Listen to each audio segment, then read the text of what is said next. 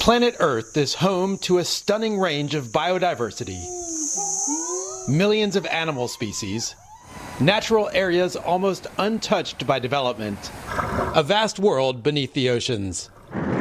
But that biodiversity is under grave threat, largely as a result of human activity.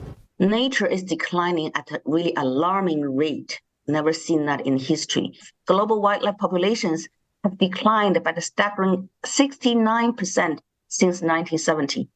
So our relationship with nature is really dangerously unbalanced. Trying to restore that balance is the difficult task facing the thousands of delegates who convene in Montreal this week. After a 2-year delay due to COVID, the UN's Biodiversity Conference, known this year as COP15, will focus on developing a new 10-year global biodiversity framework among nearly 200 countries. In the build-up to COP15, UN officials and others have spoken about the need for a Paris-style agreement on biodiversity with clear targets and commitments at the highest level.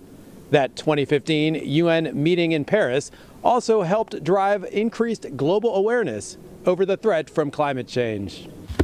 More than 100 nations, including Germany, Japan, and the United Kingdom, have called for a so-called 30 by 30 pledge to be included in the new framework.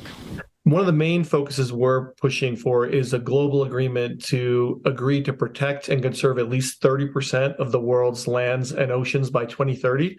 So an area-based conservation target that'll make sure that habitat for wildlife is safeguarded, as well as those natural systems that are important for preventing storms. We see that typhoons and hurricanes often cause massive damage, but if we have intact mangroves or wetlands, they help buffer from the storms.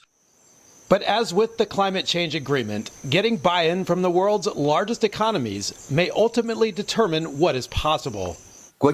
China is chairing COP15, although it is being held in Canada due to China's COVID restrictions. The U.S., while not a full participant, will still play an important role. But the only head of state reportedly even coming to Montreal is Canadian Prime Minister Justin Trudeau. Effective action will only be possible if greater recognition is given to the direct role that developed countries' economy that play in driving deforestation in countries like Indonesia, like Brazil, through unsustainable consumption.